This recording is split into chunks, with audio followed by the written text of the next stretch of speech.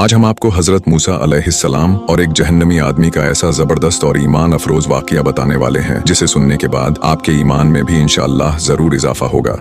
इसीलिए इस वीडियो को बिल्कुल भी मिस न करें और इसे आखिर तक जरूर देखें। कौम बनी इजराइल में एक शख्स था जो किसी पहाड़ की एक गाड़ में रहा करता था। न वो लोगों को देखता और न लोग उसको देखते। उसी गाड़ में एक पानी का चश्मा था। वो उसी से वुजू करता और पानी पीता। जमीन में उगे फलों से वो अपना गुजारा करता और अल्लाह की इबादत में जरा सी भी सुस्ती न करता। जब हजरत मूसा अलैहिस्सलाम को उसके बारे में पता चला तो आपने उससे मुलाकात करने का इरादा किया। जब आप अलैहिस्सलाम उससे मिलने पहुंचे तो वो अल्लाह की इबादत में मशगूल था। ये देखकर आप वापस चले आए। बाद में दोबारा आप उससे मिलने पहुंचे तो वो शख्स अल्लाह से दुआ कर रहा था। मूसा अलैहिस्सलाम ने उस शख्स से फरमाया कि ऐ शख्स अपनी जान पर नरमी करो। उस शख्स ने जवाब दिया कि ऐ अल्लाह के नबी, मुझे डर है कि मैं कहीं गाफिल न हो जाऊं और जब मेरी मौत आए तो मैं अपने रब की कोताही करने वालों में न हो जाऊं। मूसा अलैहिस्सलाम ने उससे पूछा कि क्या तुम्हारी ऐसी कोई जरूरत है जो मैं अल्लाह से कहूं? तो उस शख्स ने कहा कि ऐ मूसा, आप बारगाह इलाही में अर्ज कीजिए कि मुझे अपनी रजा और खुशनुदी अता फरमा दे और आखिरी दम तक अपने अलावा किसी और की इबादत करने से मुझे बचाए। चुनांचा जब हजरत मूसा अलैहिस्सलाम कोहे तूर पर अल्लाह से हम कलाम होने के लिए गए तो अल्लाह से बात करते हुए आपको उस शख्स की बात याद न रही, लेकिन अल्लाह रब्बुल इज्जत जो सब कुछ जानने वाला है उसने फरमाया कि ऐ मूसा, तुझे मेरे बंदे ने क्या कहा था? आप अलैहिस्सलाम ने फरमाया कि या अल्लाह, तू खूब जानता है कि उसने मुझे कहा है कि उसे अपनी रजा और खुशनुदी अता फरमा और अपने अलावा किसी और चीज में मशगूल न कर, यहाँ तक कि वो तुझसे आ मिले। इस पर अल्लाह ने इरशाद फरमाया कि ऐ मूसा, उस शख्स से जाकर कह दो कि वो जितनी चाहे मेरी इबादत कर ले, फिर भी अपने पुराने गुनाहों और बुराइयों की वजह से वो जहन्नुमी है और मुझे उसकी जलील और रुस्वाकुन बातों का भी इल्म है